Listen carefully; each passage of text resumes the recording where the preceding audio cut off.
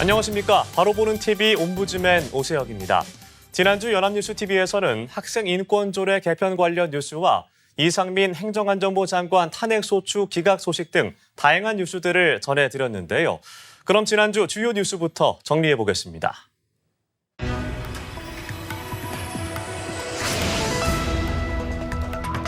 이 사건 심판 청구를 기각한다.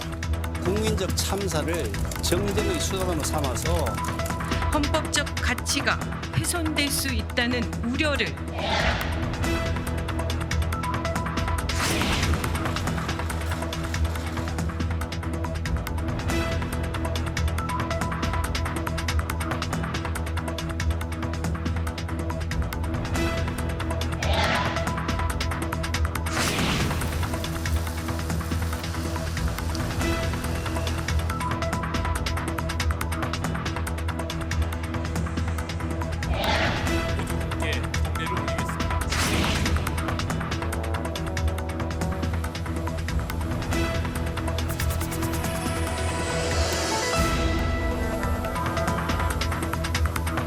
재단 지원을 많이 받을 수 있도록 하는 측면에서 설계를 했습니다.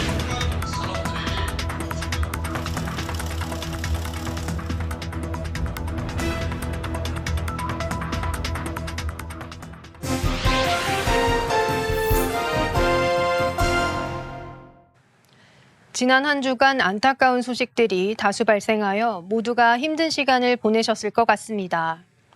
특히 얼마 전 있었던 초등학교 교사의 극단적 선택은 우리 사회에 큰 충격을 안겨주었습니다. 이를 계기로 현재 다양한 논의들이 진행되고 있는데요. 그 가운데 일부 살펴보도록 하겠습니다. 21일 뉴스 리뷰와 23일 뉴스 오늘 보도 내용입니다. 21일 뉴스 리뷰에서는 이주호 사회부총리 겸 교육부 장관이 지난 21일 현장 교원들과 진행한 긴급 간담회 내용을 전했습니다. 간담회의 주요 내용 가운데 이 부총리는 그간 학생 인권을 지나치게 강조하다 보니 지난해에만 3,000건이 넘는 교육활동 침해 행위가 발생하고 교권도 흔들리게 됐다고 언급했습니다. 특히 학생 인권 신장을 위해 도입된 학생 인권 조례가 정당한 교육활동에 발목을 잡고 있다고 지적했습니다.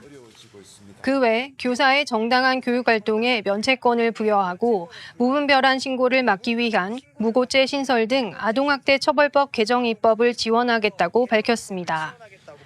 국회에서는 학생의 교육활동 침해 행위를 생활교육부에 남기고 교육지원청의 교권보호위원회를 만드는 법안이 추진되고 있습니다.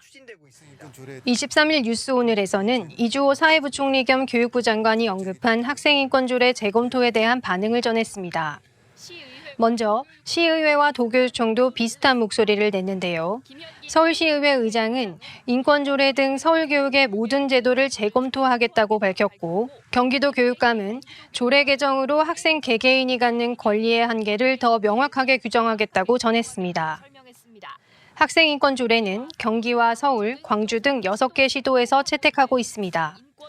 주로 체벌이나 두발 및 복장 규제 등 인권 침해를 금지하는 내용을 담고 있습니다.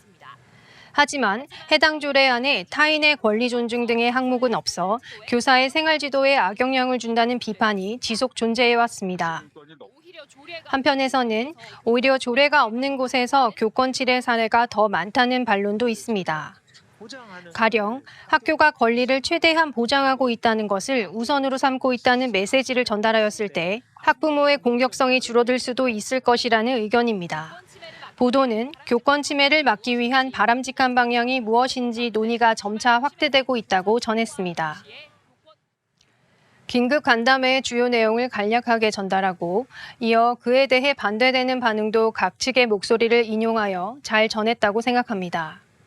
다만 뉴스 말미에 기자가 언급하였듯 교권 침해를 막기 위한 바람직한 방향이 무엇인지에 대한 논의의 관점에서 볼 때 다소 아쉬움이 남습니다. 전해진 보도만으로는 현재 사회적 공분을 사고 있는 교권 침해 사례들과 학생인권조례의 재조정 간의 연계성이 부족해 보입니다. 이는 정부의 긴급 간담회를 전한 보도와 학생인권조례 재조정에 대한 양측 반응을 전한 보도 모두에서 드러나지 않는데요. 특히 반응 전달에 있어 단순히 반응에 대한 언급이 아닌 양측 모두 왜 그러한 반응이 나왔는지에 대한 인터뷰 의견이 덧붙여졌다면 더 전달력이 높았을 것으로 보입니다. 기록적인 폭우가 계속되고 있는 가운데 도심, 농어촌 할 것 없이 전국적으로 피해가 발생하였습니다. 그 가운데 20일 뉴스 리뷰에서는 어민들의 피해에 집중하여 보도하였는데요. 관련 내용 살펴보겠습니다. 보도는 거제시 해안가를 따라 쌓인 나뭇가지, 스티로폼, 생활 쓰레기들이 엉켜있는 모습을 전했습니다. 이번 집중호우에 낙동강 하구뚝 수문 개방 등으로 떠밀려온 쓰레기입니다. 쌓인 쓰레기에 어민들은 생계를 걱정해야 할 처지에 놓였습니다. 한 어민은 인터뷰를 통해 조업하는 데 지장이 많다며 고기들이 많이 죽는다고 하소연하였습니다. 거제시는 자체 예산으로 떠밀려온 쓰레기를 처리하고는 있지만 끝이 보이지 않아 난감한 처지입니다. 며칠째 굴삭기가 바다에 떠있는 부유물들을 퍼올리고 있지만 쌓인 쓰레기 양만 100톤 가까이로 역부족입니다. 퍼올린 쓰레기들을 담은 포대는 이미 1000포대 이상으로 많은 인력이 함께 작업을 진행 중이지만 끊임없이 작업을 이어나가야 하는 상황입니다. 전국적으로 큰 피해가 발생한 가운데 상대적으로 도심 내 피해에 대해 더 많은 보도가 이루어지고 있습니다. 도심 내 거주 인구나 유동 인구 비율이 높기 때문일 텐데요. 한편으로는 그렇기 때문에 더 도심의 지역에 관한 관심이 필요합니다. 경제적 지원이나 인력, 장비 등이 모두 도심 대비 부족하기 때문입니다. 이러한 상황에서 어민들의 피해를 전한 이번 보도는 더 의미 있었습니다. 기자가 직접 바닷가를 거닐며 현장의 모습을 전했는데 쓰레기의 양이나 쌓인 규모가 기자 및 굴삭기의 크기와 비교되면서 심각성이 더 와닿았습니다. 현재 보도된 지역의 많은 바다에서 비슷한 피해를 겪고 있는데요. 밀려온 쓰레기뿐 아니라 부족한 지원과 인력으로 인해 고충이 가중되고 있습니다. 보도에서도 언급한 바 있듯 많은 부분을 지자체 자체 예산으로 처리해야 합니다. 향후 이러한 부분들이 어떻게 처리되고 있는지도 지속 보도해 주시기를 기대하겠습니다. 비슷한 맥락에서 연합뉴스TV는 이번 폭우로 인한 국가유산이나 문화유산에 대한 피해 역시 비중 있게 다루었습니다. 19일과 20일 뉴스 살펴보겠습니다. 보도는 집중호우로 인한 국가유산 피해가 잇따르고 있다고 전했습니다. 경북 봉화군 쌍벽당 종택과 만상 고택에서는 지붕에서 누수가 발생했고 서설당 고택에서는 배수 불량으로 집안 일부가 내려앉는 등 피해가 발생했습니다. 전북 김제 금산사 미륵전도 집중호우로 막세기와 두장이 탈락하는 등 파손돼 출입이 통제됐습니다. 보도는 특정 지역의 국가유산 피해를 전하지 않고 경북, 전북, 충남 등 전국의 피해 사례들을 전달하여 심각성을 드러냈습니다. 앞서 언급한 바 있듯 보도의 비중이 피해가 큰 도심을 중심으로 이루어지고 있기는 하나 도심의 지역 역시 피해가 지속 발생하고 있어 주의가 필요합니다. 이러한 보도는 해당 지역에 관한 관심 환기는 물론 문화재라는 부분에 주목하여 더욱 경각심을 불러일으켰다고 생각합니다. 다만 앞서 살펴본 어민 피해 사례처럼 현장의 모습을 더 적극적으로 취재하였다면 보도의 의미가 더 크게 전달되었을 텐데요. 사진만으로 전달되어 아쉬움이 남습니다. 다음은 보호출산제 입법화 진행 상황에 대해 보도한 19일 뉴스워치입니다. 보호출산제는 여야의 의견 대립으로 논의가 정체된 가운데 정부는 보호출산제 도입 추진 방침을 재차 강조하고 있습니다. 입법 전이라도 익명 출산을 돕기 위해 임산부의 신원과 영아 출생 관련 정보에 별도의 비식별 코드 부여도 검토하고 있는 것입니다. 하지만 문제는 미혼모에 대한 사회적 편견과 생활고 극복 방안 없이 보호출산제를 제도화하면 오히려 법 우산 아래 버려지는 영아가 더 늘 가능성이 배제할 수 없다는 점입니다. 해외에서도 프랑스, 독일 등 일부 국가 외엔 익명 출산을 법제화한 사례를 찾아보기 어렵습니다. 보도에서 지적한 것과 같이 해당 제도는 다양한 측면에서 숙고와 논의가 필요하다고 생각합니다. 간략한 보도였지만 현재 여야가 대립하고 있는 부분이나 추가적으로 더 고민해야 할 지점 등에 대해서 잘 전달이 되었는데요. 저출생이 심각한 우리 사회에서 비단 미혼모의 문제만은 아닌 만큼 해당 논의가 더 적극적이고 전 사회적으로 이루어질 수 있도록 더 면밀히 보도해 주시기를 기대하겠습니다.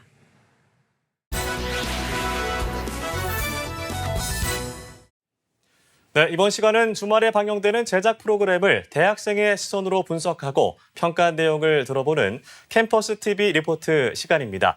이번 주는 한국외국어대학교 오다영 학생 나와 있습니다. 안녕하세요. 안녕하세요. 네, 지난주 어떤 프로그램을 모니터링했나요? 네, 저는 매주 일요일 오후 12시 40분에 방송되는 풍경여지도를 모니터링했습니다.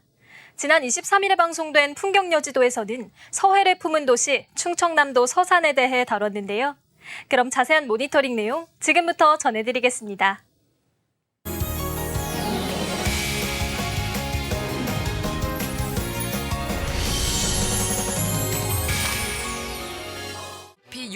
방송은 가야산 기슭에 시원한 물줄기가 굽이 흐르는 용연계곡에 대한 소개로 시작됩니다. 맑고 깨끗한 청정수가 흐르는 이곳. 삼림욕을 즐기기에 그야말로 안성맞춤이라고 하는데요. 더위를 물리칠 수 있는 서산의 대표적인 물놀이 명소라고 합니다. 계곡을 가로질러 비탈길을 올라가면 눈앞에 거대한 절벽이 모습을 드러내는데요. 시선을 압도하는 암벽. 한쪽에서 얼굴 가득 은은한 미소를 머금은 보물. 바로 용연리 마애열의 삼존상입니다. 웃음소리가 묻어나는 듯한 석가열의 입상을 중심으로 왼쪽에는 재화갈라 보살상이, 오른쪽에는 미륵반가 사유상이 자리 잡고 있다고 하는데요. 과거와 현재, 그리고 미래를 상징한다는 마애열의 삼존상은 가야산 절벽에 새겨진 백제 말기의 화강암 불상으로 1959년에 처음 발견됐으며 온화한 미소가 특징이라고 합니다. 백제 미소라고 칭송받는 이 마애열의 삼존상엔 비밀이 하나 숨어 있다고 하는데요. 바로 빛과 방향에 따라 미소가 달라진다는 점입니다. 절벽 바위를 쪼아 만든 정교한 예술 작품은 가만히 보고 있자면 어떻게 돌에 이렇게 정교하게 온화한 미소를 새겨 넣을 수 있는지 궁금해지는데요. 비바람이 들이쳐 훼손되는 것을 방지하기 위해 기울어진 암벽을 이용했다니 그 치밀함에 또 한 번 놀라게 된다고 합니다. 서해바다를 대표하는 미항 삼길포는 1999년 국가어항으로 지정된 곳으로 항구 주변의 경치는 물론 풍부한 수산물까지 즐길 수 있는 곳이라고 합니다. 삼길포항의 명물 선상어시장은 배 위에서 어민들이 직접 잡은 해산물을 현장에서 판매한다고 하는데요. 그중에서도 우럭은 매년 우럭축제가 열릴 정도로 삼길포가 전국 최대 집산지라고 합니다. 바다로 향하면 바다 위 곳곳에 좌대들이 펼쳐져 있는 것을 볼 수 있다는데요. 고기를 직접 낚아올리는 재미는 물론 짜릿한 손맛까지 느낄 수 있는 삼길포의 또 다른 명물이라고 합니다. 산과 바다가 어우러진 서산에는 그 자연을 오롯이 느낄 수 있는 트레킹 코스, 서산 아라매길이 있다고 하는데요. 아라매는 바다의 고유어인 아라와 산의 우리말인 매를 합친 말로 중요 명소를 연결한 길을 통해 자연을 즐기며 걸어볼 수 있는 총 5개 구간으로 이뤄져 있는 곳이라고 합니다. 그중에서도 가로림만 범머리길은 세계 5대 갯벌 중 하나로 꼽히는 가로림만의 빼어난 풍광을 감상할 수 있어 가장 아름다운 길로 알려져 있다는데요. 특히 이 길은 호랑이 배꼽길이라는 애칭으로 불리기도 하는 곳으로 한반도를 호랑이로 형상화했을 때 가로림만을 품은 팔복면이 바로 이 호랑이의 배꼽에 위치해 있기 때문이라고 합니다. 해안을 따라 늘어선 데크길을 따라 한반도의 중심을 걸어보며 여유로운 느낌을 만끽할 수 있다고 합니다. 길을 따라 보이는 주벅역 위에는 배 모양으로 꾸며진 전망대가 자리 잡고 있다는데요. 가로림만의 너른 품을 한눈에 담을 수 있는 곳이라고 합니다. 예로부터 서해바다를 지키는 든든한 보루 역할을 해온 곳, 바로 해미읍성인데요. 해미읍성은 조선시대 3대 읍성으로 이름난 곳으로 동서남의 3대문을 둘러싼 성곽은 둘레만 무려 2,000m에 달한다고 합니다. 성문 안에 펼쳐진 방대한 평지는 마치 공원처럼 안락한 분위기지만 외구 침략을 막아낸 각종 병장기들이 전시돼 있어 이곳이 외부와의 싸움에 대비해야 하는 병영이었다는 사실을 일깨워준다고 하는데요.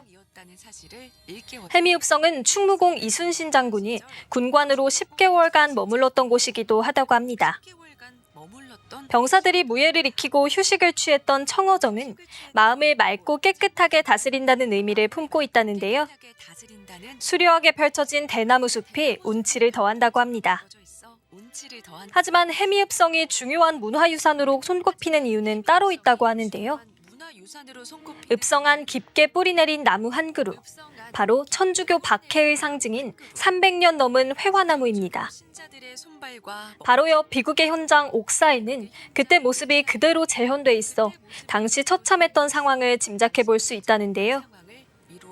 당시 처형된 신자들이 생매장된 곳 여숫골은 순교 성지로 지정돼 해미읍성과 함께 순례길로 이어져 있다고 합니다. 전국의 미식가들을 사로잡은 팔팔한 갯벌 낙지의 맛을 제대로 느껴볼 수 있다는 이곳. 바로 서산 박송 낙지탕입니다.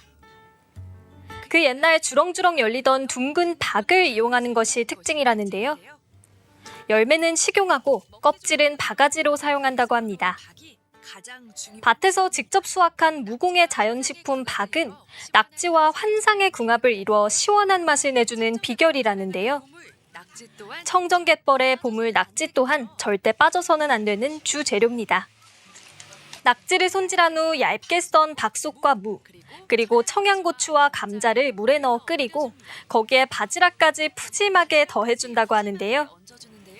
육수가 어느 정도 끓고 나면 마지막으로 꿈틀거리는 생낙지를 통 크게 넣어서 한 번 더 끓여주면 된다고 합니다. 칼칼하면서도 맑은 국물을 한 입 머금으면 개운하고 시원한 서해바다의 맛이 펼쳐진다고 하는데요. 서해 명물 갯벌 낙지와 박속이 조화롭게 어우러진 별미로 풍성한 맛의 향연을 즐길 수 있는 행복한 곳이라고 합니다. 서쪽 끝 몽돌해변에 자리 잡은 황금산. 중간중간 가파를 뿐 아니라 돌로 된 구간까지 있지만 비경을 만나려면 감수해야 하는 과정이라고 하는데요. 파도가 밀려오고 나갈 때마다 동그란 몽돌이 서로 부대끼며 자그락자그락 소리를 내는 이곳. 바로 황금산 몽돌해변입니다. 기암절벽이 병풍처럼 감싼 해변에서 가장 눈에 띄는 건 코끼리 바위라고 하는데요. 코끼리가 물을 마시는 듯한 모습에서 유래한 이름이라고 합니다. 몽돌해변을 품고 있는 서산의 숨은 보물 코끼리 바위. 서해바다와 돌산, 그리고 해안절벽까지 어우러진 황금 같은 절경을 만끽할 수 있는 곳이라고 합니다. 인위적으로 만들어낸 것이 아닌 자연이 만들어낸 이러한 절경은 언제 봐도 신기하고 보기만 해도 마음이 탁 트이는 기분이 드는 것 같다는 생각을 했습니다. 서해바다 한가운데서 짜릿한 손맛과 황홀한 입맛을 경험하고 바다와 갯벌이 나란히 굽이치는 해안선의 평온한 정취를 느껴볼 수 있는 이곳. 충청남도 서산에 대한 소개를 마치며 방송은 마무리됩니다. 네, 모니터링한 내용 잘 봤습니다. 다영 학생은 이번 풍경 여지도를 보면서 가장 인상 깊었던 점은 어떤 것이었나요? 네, 저는 낚시 체험은 물론 저와 같은 낚시 초보자들을 위한 서비스까지 제공되는 삼길포 좌대 낚시가 가장 인상 깊었는데요.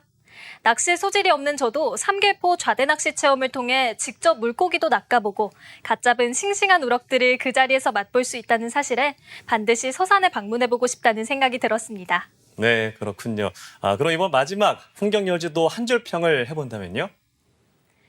네, 저의 한 줄 평은 유서 깊은 역사와 풍요로운 자연을 품은 도시 충청남도 서산입니다. 네, 감사합니다. 한 줄 평까지 잘 들었습니다. 지금까지 한국외국어대학교 오다영 학생과 함께했습니다. 고맙습니다. 고맙습니다.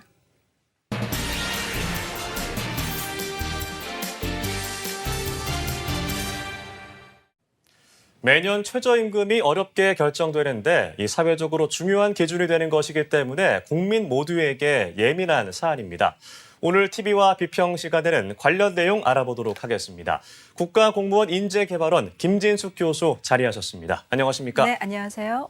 네, 사상 처음 10,000원을 돌파하느냐 관심을 모았는데 결국 내년도 최저임금 9,860원으로 결정이 됐습니다. 네.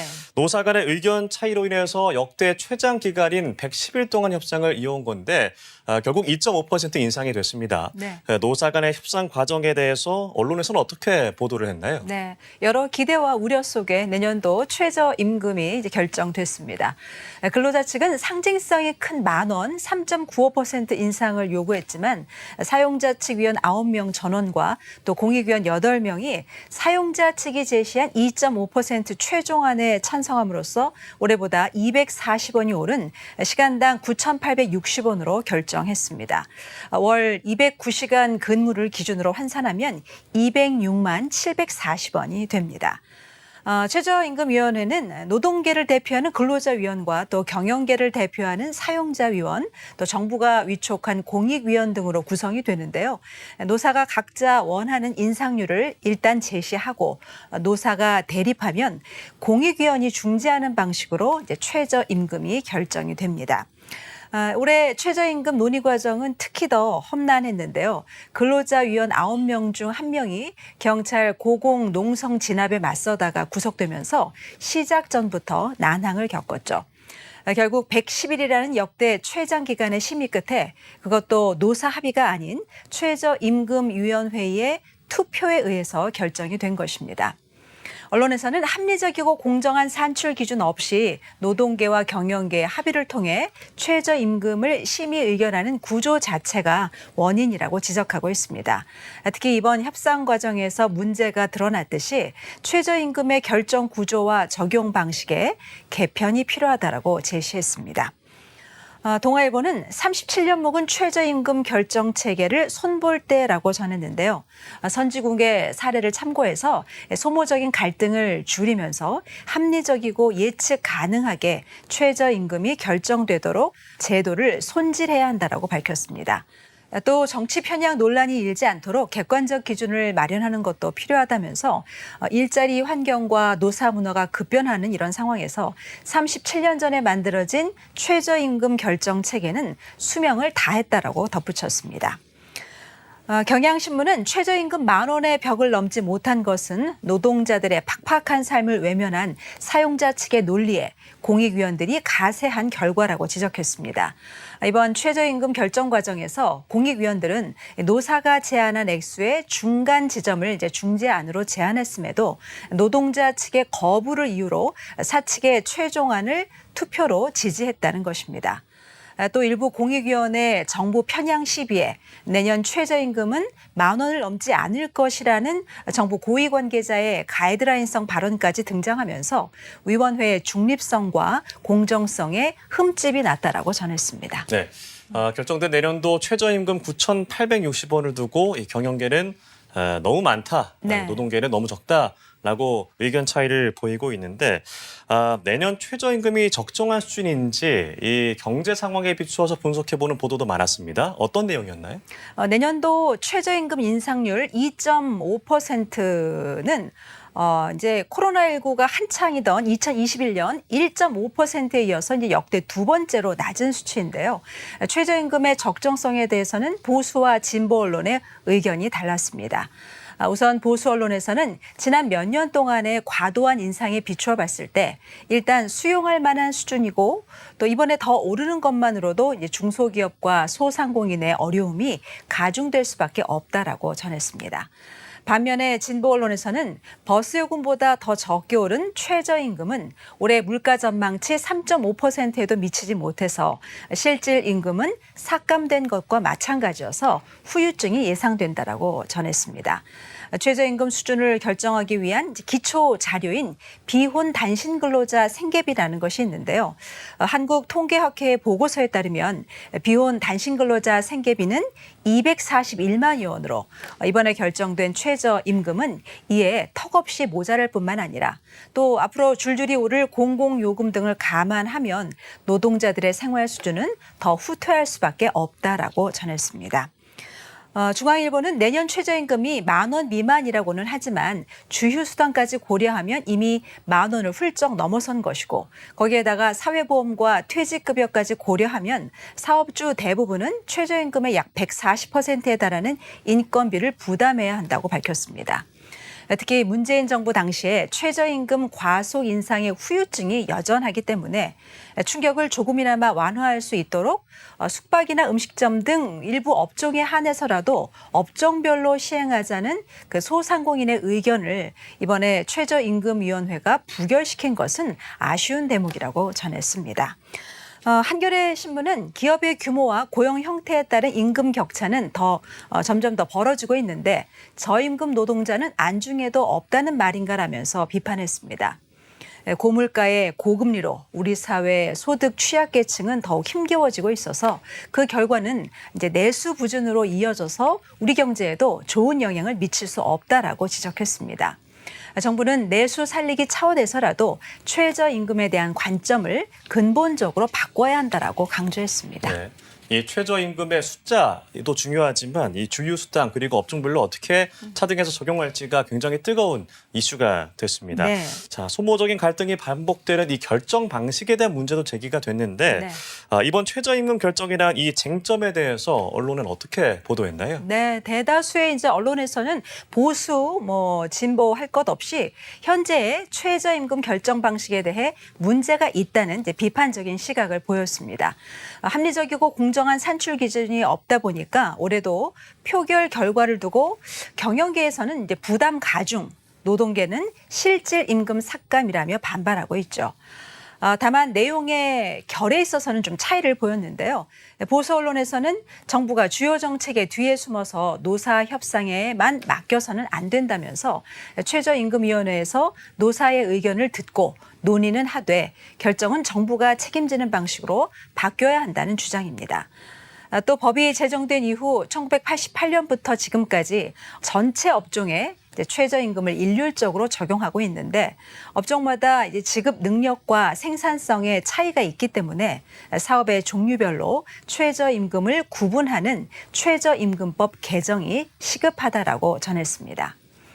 반면에 진보 언론에서는 최저임금을 결정할 때 노사 합의가 어렵다는 이유로 공익위원회 역할이 지나치게 비대해졌고 또 정권의 입김이 강하게 작용하는 탓에 신뢰도가 바닥에 떨어졌다고 지적했습니다. 따라서 그때그때 잣대가 달라서 예측이 가능하지 않다라면서 현행 최저임금 결정 방식을 근본적으로 개선해야 한다라면서 목소리를 높이기도 했습니다. 한국경제신문은 10,000원에 근접한 최저임금, 자영업과 중소기업 차등안이 더 절실해졌다라고 전했습니다. 도농 간의 물가 수준과 기업의 생산성이 다른 만큼 업종별, 지역별 차등 적용이 시급하다라고 강조했습니다. 한국일보는 흥정하듯 호가로 결정되는 최저임금 이대로는 안 된다면서 정권에 따라서 성향이 좌우되면서 사실상 정치적 결정이 된 지 오래라고 비판했습니다. 해외 주요 국가들의 최저임금 산출 방식 등을 검토하고 또 노사 협의를 통해 안정적인 산출 공식을 마련해야 한다라고 제안하기도 했습니다. 네, 이 내년도 최저임금 사회적으로 관심이 정말 큰 문제인 만큼 관련 보도도 정말 많았는데요. 네. 이 언론사의 보도 방향에 따라서 정말 극명하게 차이가 나기도 했습니다. 이 언론이 어떻게 중심을 잡아야 할지 이 언론의 역할에 대해서 말씀해 주신다면요. 네, 최저임금은 이제 실제로 취업한 취업자들뿐만이 아니라 우리나라 경제 전반에 영향을 미치는데요. 정부의 다른 정책과 연동된 경우가 많기 때문입니다. 여러 가지 이제 연구 결과를 좀 들여다보면 최저임금의 상승은 긍정적 효과와 또 부정적 효과가 공존하고 또 경제적인 변수에 따라서 찬반 논쟁이 있을 수 있는 부분입니다. 하지만 최저임금 결정 때마다 언론에서는 정확하지 않은 근거를 가지고 일방적인 주장을 내세우는 경우가 종종 있습니다. 일부 보수 언론과 경제신문의 경우는 최저임금 인상을 반대하는 주요 이유로 이제 고용이 줄어서 일자리가 감소한다는 주장을 하고 있는데요. 꼭 그렇지만은 않습니다. 반대의 경우도 있을 수 있겠죠. 최저임금의 급격한 인상이 소득 격차를 해소하고 경제 전반에 긍정적인 역할을 한다는 주장도 실제 상황에서는 일부 다른 부분이 있을 수도 있습니다. 언론은 특정 집단의 이해를 도모하고자 하는 어떤 그 이데올로기적인 보도 행태를 지양하고 노사가 주장하는 그 논거를 좀 균형감 있게 다뤄야 할 것입니다. 특히 우리 사회 불평등의 문제와 또 한국 경제의 미래를 심도 있게 연구한 그런 내용을 바탕으로 보다 과학적인 설명과 합리적인 보도를 해야 할 것입니다. 네, 말씀 감사합니다. 지금까지 국가공무원 인재개발원 김진숙 교수였습니다. 네, 고맙습니다. 옴부즈맨 제작진은 시청자 여러분의 다양하고 소중한 의견을 기다립니다. 방송을 보고 느끼는 소감을 연합뉴스TV 홈페이지 시청자 게시판이나 SNS로 보내주시기 바랍니다. 저희는 다음 주에 다시 찾아뵙겠습니다. 시청자 여러분 고맙습니다.